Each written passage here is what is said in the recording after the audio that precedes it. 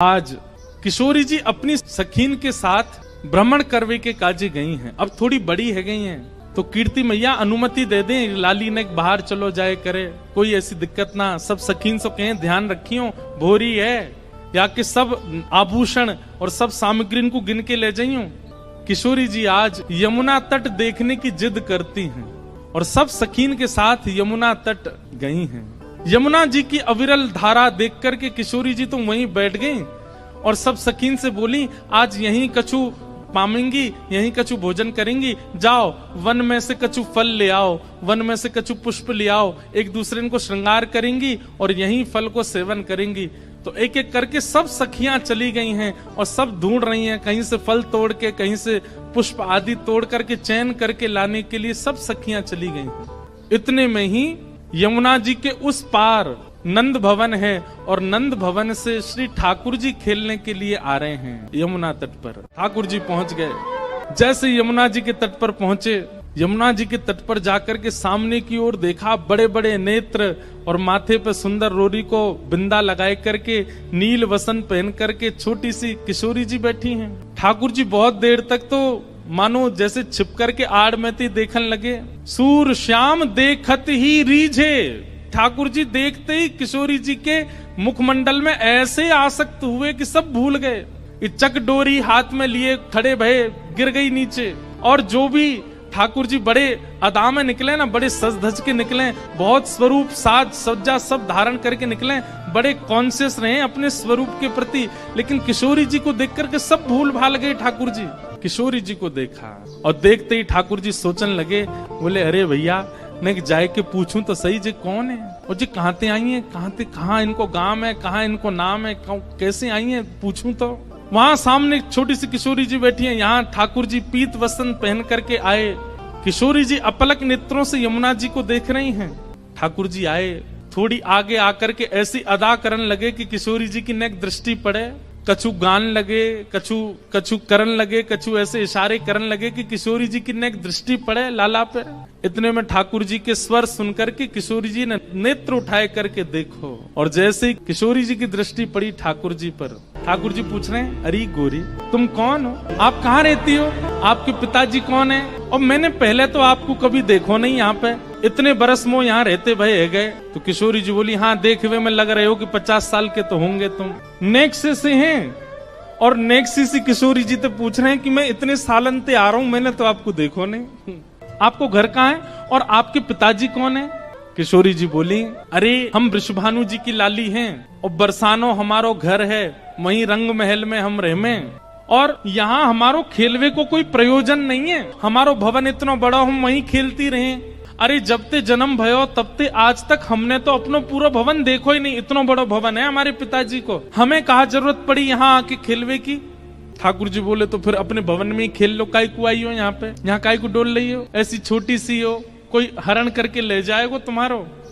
किशोरी जी बोली, वो तो आज सखीन को मन हो कि यमुना तट पे चलें, या हमारे हम उनके संग आए गई हैं, बाकी तो या स्थान में हमारे बरसाने में मना करी गई है कि जमुना तट और जमुना के पल्ली पार जानो ही नहीं है।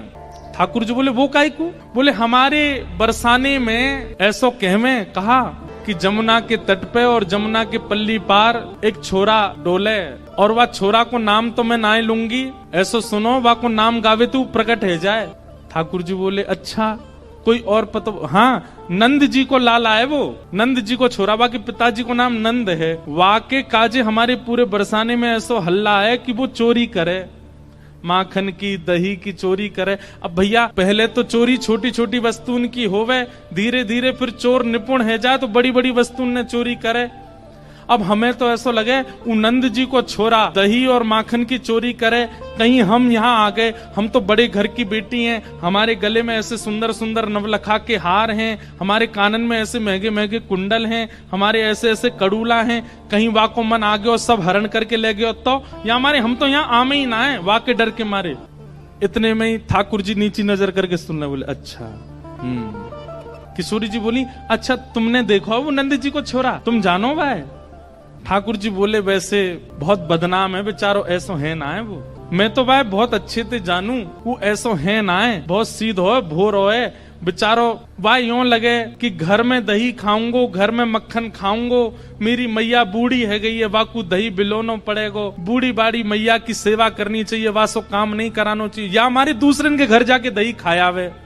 और इन गोपीन ने वहां पे झूठ और चोरी को आरोप लगाई दियो। मैं तुम्हें सांची बता रहा हूं। किशोरी जी बोली, जा तरीका से आप पक्ष ले रहे हो और जा तरीका से तुम्हारे नैन मटक रहे हैं, बातें तो यूं लग रही है कहीं तुम ही तो नहीं हो नंद के लाला। ठाकुर जी की मुस्कान देख करके किशोरी जी उठ के खड़ी है, अरे तुम ही हो नंद के लाला, मैं अभी भाग रही हूँ, रुको। अरे अरे ललिता, अरे विशाखा, कहाँ को चली गई? अरे देख वही चोर आए गए हो, जाके हम सब चर्चा कर रहे।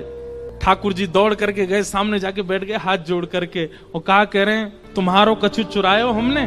किशोरी जी बोली, अभी तक तो नहीं चुरायो, आगे की पता नहीं है।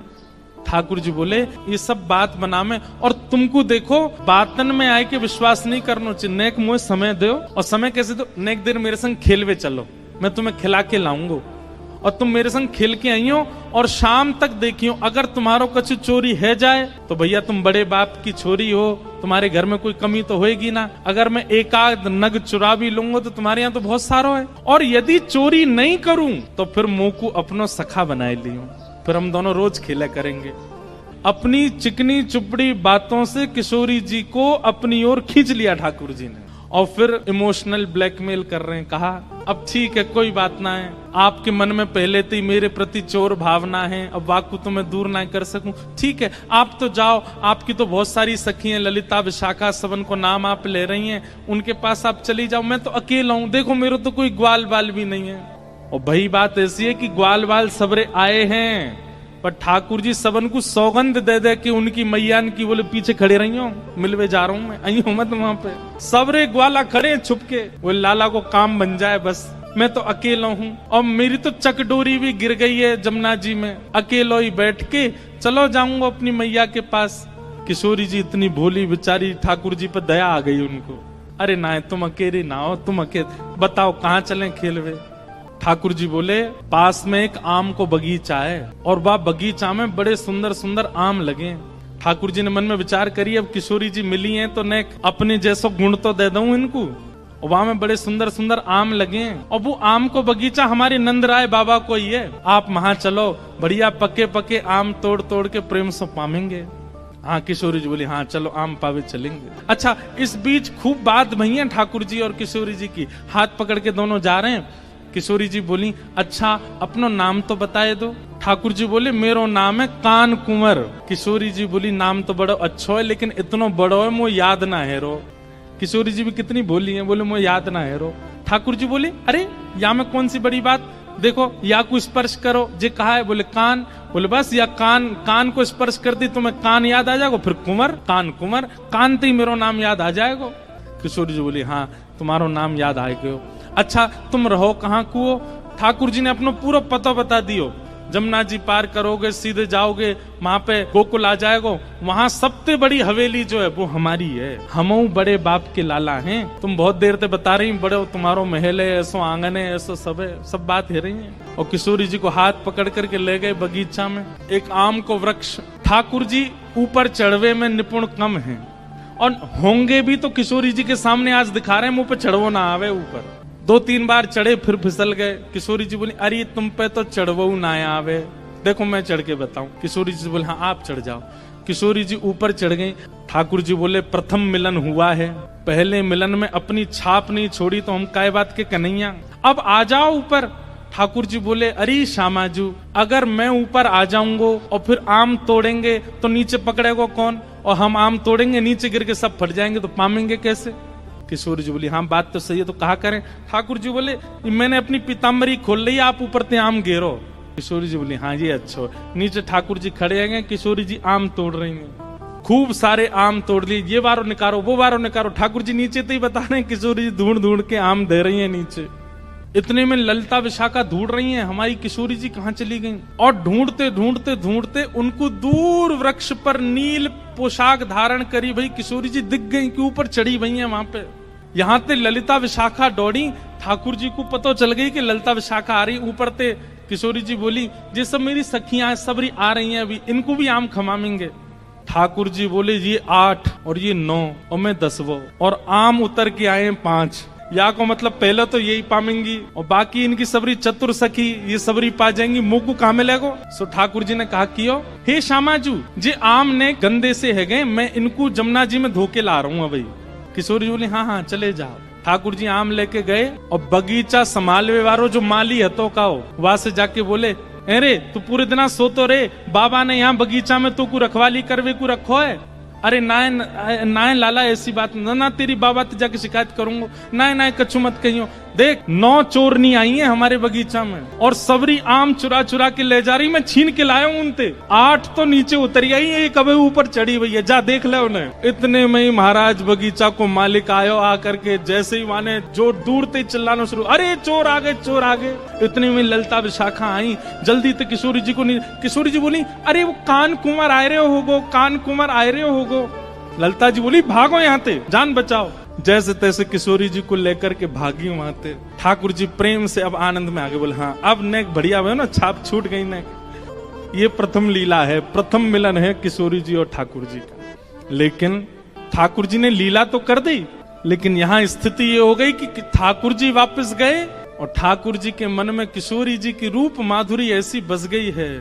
वो नेत्र, वो नासिका, वो मुखमंडल, वो कान, वो चाल, वो बोली, वो सब ठाकुर जी के मन में ऐसी घर करके बैठ गई है कि अब कोई और सुहा नहीं रहे है। छोटे से ठाकुर जी 5 वर्ष के लाला ऐसे गुमसुम चुपचाप बैठे हैं, चलते चलते हंस रहे हैं, बैठे बैठे मुस्कुरा रहे हैं। जैसे एक प्रेमी की स्थिति हो जाती है, नेक से ठाकुर जी की वैसी स्थिति है। और वही स्थिति हो गई है किशोरी जी की।